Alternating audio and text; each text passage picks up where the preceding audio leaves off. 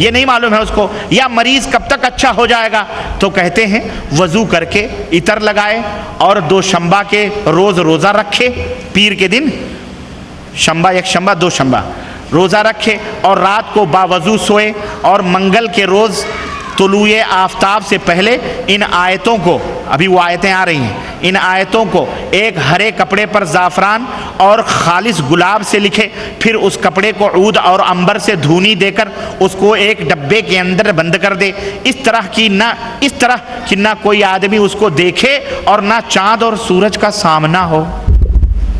واللہ مجھے وہ سادھو سنت اور جوتشیوں اور نجومیوں کے یہ حالات ہیں، واللہ بتلا رہا۔ یہ کون ہے معلوم ہے؟ بہشتی زیور والے حضرت ہیں یہ۔ میں کیا کہوں، آپ ہی اپنی اداؤں پہ ذرا غور کریں، ہم اگر عرض کریں گے تو شکایت ہوگی۔ لوگ تو نام لینے کے اوپر بھی جرم کے کیٹیگری میں کھڑا کر دیتے ہیں کہ یہ نام لیتا ہے۔ اکبر الہ آبادی نے کسی دور میں کہا تھا کہ جا کے رپٹ لکھوائی ہے لوگوں نے کہ اکبر نام لیتا ہے خدا کا اس زمانے میں۔ اب کیا کریں؟ اب ایسے لوگ جب شر اور فتنے پھیلائیں تو ان کے نام نہ بتلائے جائیں، یا چھپا چھپا کے گمراہ کیا جائے امت محمدیہ کو؟ بولو میرے بھائیو، جواب دو۔ اب یہ کیا ہے؟ پیر کے دن روزہ رکھو، منگل، دیکھیں روزہ رکھنا اچھی بات ہے پیر کے دن، لیکن کس طرح خیر میں شر ڈبو کے دی جا رہی۔ اب اگر یہ کہتے ویسی کھلی بات روزہ وزہ نہیں، تو ظاہر ہے آدمی کیا سوچتا کہ بھائی یہ تو بہت اچھا نسخہ ہے، لیکن منگل کے دن طلوع آفتاب سے پہلے کوئی نہ دیکھے، کوئی دیکھ لے گا تو کیا ہو جائے گا بھائی؟ یہ تو کفار لوگ یہ عقیدہ رکھتے ہیں۔ اور پھر جناب عالی کسی چاند کا بھی سامنا نہ ہو، سورج کا بھی سامنا نہ ہو گیا تو کیا ہوگا؟ ہمارا اسلام ان تمام سب چیزوں سے منع کرتا ہے۔ اعوذ باللہ۔ دیکھیں، اور جب بدھ کی رات ہو، بدھ، ہمارے یہاں ہندو لوگ کہتے ہیں بدھ دن شدھ، بدھ دن شدھ، شدھ یعنی شدھ گھی، اصلی دن ہوتا ہے ان کا بدھ کا۔ آج کون سا دن ہے؟ منگل ہے، چلو اچھا ہے بدھ نہیں ہے۔ بدھ شروع ہو گیا، لیکن اس میں لکھا ہے کہ بدھ کی رات ہو تو یہ بدھ ہی کی رات ہے۔ عشاء کی نماز پڑھ کر اس ڈبے کو ہاتھ میں لے کر یوں کہے، اس ڈبے کو ہاتھ میں لے کر کیا کہے؟ سنو، یوں کہے، کیا کہے؟ یا عالم الخفیات فی الامور یا من هو علی کل شیء قدیر اطلعنی علی کل ما ارید انک علی کل شیء قدیر۔ یہ کسی حدیث یا کسی قرآن کی دعا نہیں ہے، یہ حکیم الامت کی اپنی بنائی ہوئی دعا ہے۔ کہتے ہیں پھر اللہ کا ذکر کرتا ہوا سو جائے، خواب میں کوئی امر مقصود بتلا جائے گا، خواب میں کوئی آئے گا اور جو چاہے گا وہ بتلا جائے گا۔ یعنی اگر پتہ لگانا چاہتا ہے میری بیوی کے پیٹ میں کیا ہے تو وہ بھی پتہ چل جائے گا، فلاں چیز میں نے دفن کیا تھا وہ کہاں ہے وہ بھی پتہ چل جائے گا، فلاں زمانے کا خزانہ کہاں دفن ہے وہ بھی پتہ چل جائے گا، فلاں غائب ہو گیا ہے کہاں ہے وہ بھی پتہ چل جائے گا، مریض اچھا ہوگا کہ نہیں ہوگا وہ بھی پتہ چل جائے گا۔ یہ نسخہ یاد رکھو، ماشاءاللہ تبارک اللہ، الٹرا ساؤنڈ کروانے کی ضرورت نہیں ہے۔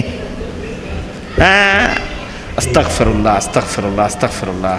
کہتے ہیں اگر اس رات نظر نہ آئے تو جمعرات کو روزہ رکھ کر جمعے کی رات میں اسی طرح کرے، انشاءاللہ ضرور کوئی نہ کوئی خواب میں اس کو خبر کر دے گا۔ ہاں، انہی کے پجاری لوگ خبر کریں گے، اور کون کرے خبر کرے گا بھائی؟ اعوذ باللہ۔ ابھی ایک تو اور خطرناک، یہ دیکھیں جناب علی کہتے ہیں، یہ تو میری ماؤں بہنوں سے معذرت کے ساتھ ہے، معذرت کے ساتھ کہتے ہیں وما محمد الا رسول قد خلت من قبلہ الرسل افئن مات او قتل انقلبتم علی اعقابکم۔ قرآن کریم ہے نا۔ کہتے ہیں کہ محمد صلی اللہ علیہ وسلم، ترجمہ، تیرے رسول پاک ہیں،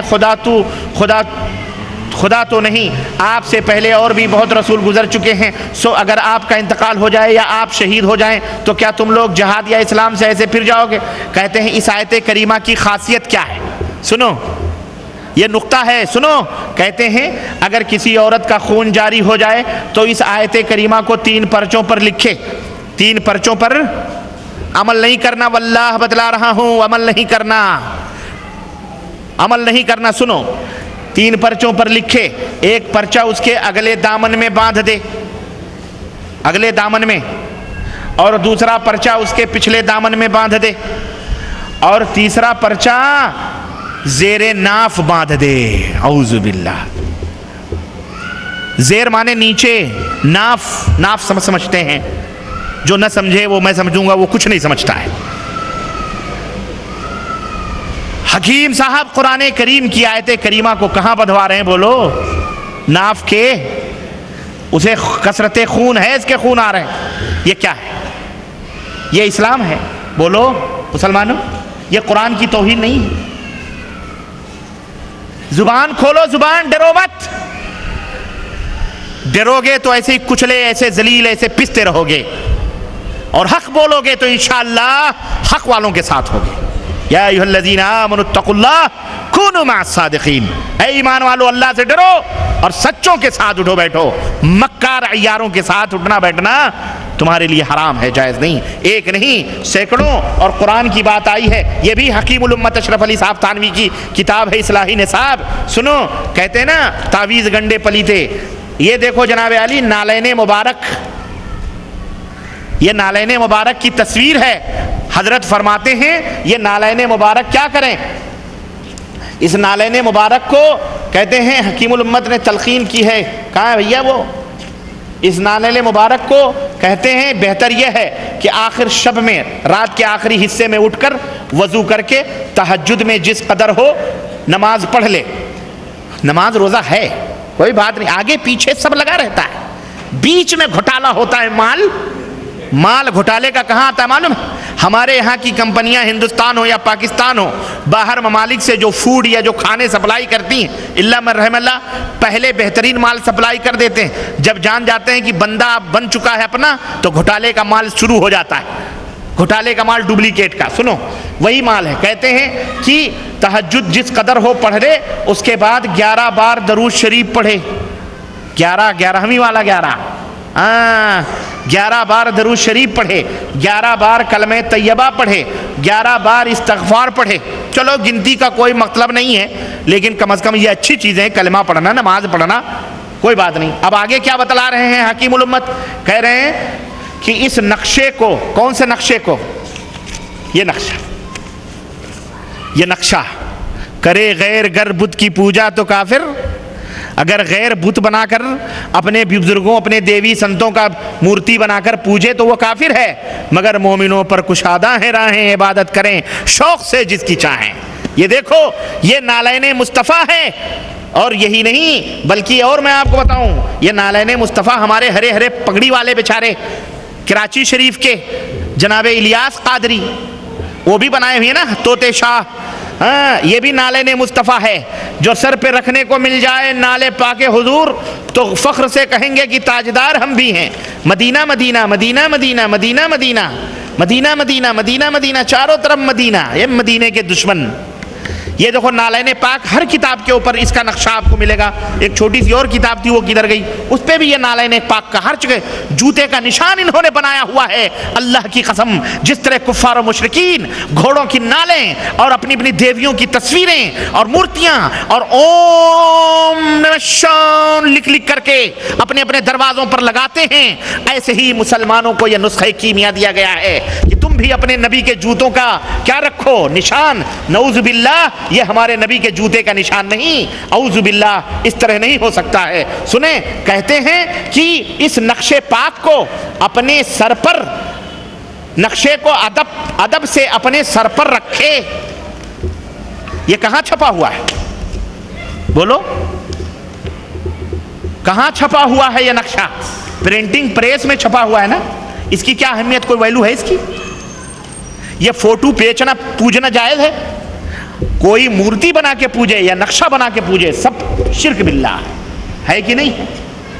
کوئی ضرورت نہیں ہے کہ تصویر ہو، شکل ہو۔ سنو، کہتے ہیں اس کو اپنے سر کے اوپر رکھے، اچھا، اور بتضرع تمام جناب باری تعالیٰ میں عرض کرے، الہی میں جس مقدس پیغمبر کے نقشے نالے شریف کو، جوتے شریف کے نقشے کو اپنے سر پر لیے ہوں، اس کا ادنا درجہ غلام ہوں، الہی اس نسبت غلامی پر نظر فرما کر بابرکت اس فعل شریف کے نعوذ باللہ میری فلاں حاجت پوری فرمائیے، مگر خلاف شرع کوئی حاجت طلب نہ کرے، پھر سر پر سے اس کو اتار کر اپنے چہرے پر ملے، ہاں اپنے چہرے پر اس کاغذ کے نقشے کو کیا کرے، بولو ملے، اور اس کو محبت سے بوسہ دے، اعوذ باللہ۔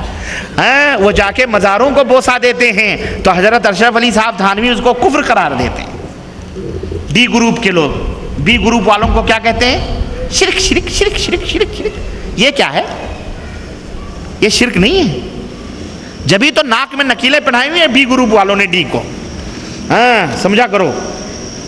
اور اشعار ذوق و شوق بغرض ارتیاد عشق محمدی پڑھے، انشاءاللہ عجیب کیفیت پائے گا۔ اب عجیب کیفیت کیا ہوگی، شیطان آئے گا، ننگا گھنگا کرے گا، حال آئے گا، وجد آئے گا، کودے گا، ناچے گا، اور کیا کرے گا۔ یہ ہمارے نبی نے ایسا کیا ہے، اصلی جوتے صحابہ کے پاس موجود تھے، کبھی صحابہ نے ایسا کیا؟ یہ تو پتہ نہیں اپنے گھر کا گھروندا ہے، نقشہ بنا کے پوجنے والے۔ تو میرے بھائیوں ان پجاریوں کی بات نہ کرو، کوئی قبر کی پوجا کرے یا کوئی کسی تعزیے کی پوجا کرے یا کسی نقشے کی پوجا کرے، آخر تعزیہ بھی تو گنبد کی شکل ہے، اس میں مورتی نہیں ہوتی، اس کو پوجنے والوں کو۔ اور عربی میں شرط اسی لیے لگائی گئی ہے کہ تاکہ گنتی ونتی نہ چلے۔ یہ دیکھو تذکرۃ الرشید کس کی کتاب ہے، مولانا محمد عاشق علی صاحب میرٹھی، الہی میرٹھی، مکتب الشیخ، محلہ مفتی سہارنپور یوپی، سوانح قدوۃ العلماء رشید احمد گنگوہی صاحب ڈی گروپ کے بہت بڑے امام ہیں۔ سنو تعویذ بتا رہے ہیں، امام ابن تیمیہ رحمۃ اللہ علیہ نے عربی کی شرط اسی لیے لگائی ہے کہ پتہ نہیں کیا کفر شرک تعویذوں میں بانٹیں گے۔ دیکھو گنتی، دیکھو گنتی، گنتی ہے۔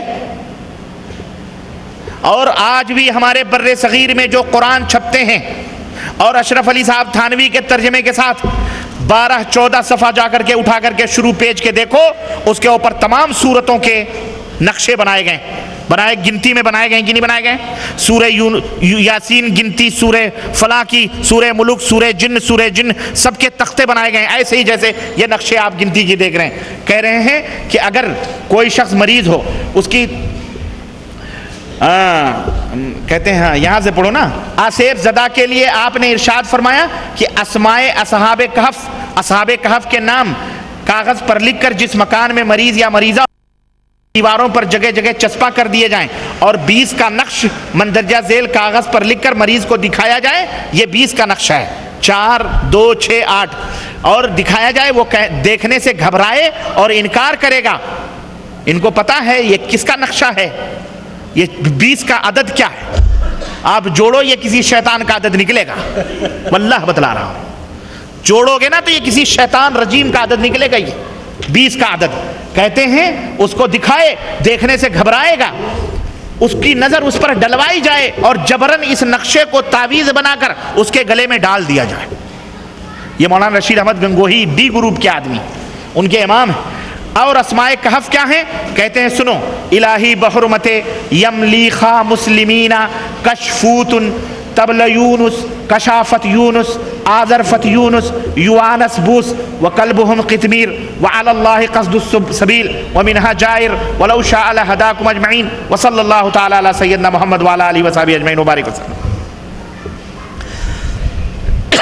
کہتے ہیں محبت کے لیے سنو، محبت کی ایک تعویذ سنو، محبت کے لیے ایک بار آپ نے ارشاد فرمایا کہ بسم اللہ، سنو، بسم اللہ پسر محمد، نعوذ باللہ، بسم اللہ بسم اللہ صلی اللہ پسر محمد، ہاتھ تیل منہ چکنا، بیٹھوں سر ڈھاؤں تھک باندھوں ٹھاکر باندھوں سگرا گاؤں، میرا جمن جتی یوں کہیں منموہن میرا ناؤ بحق لا الہ الا اللہ۔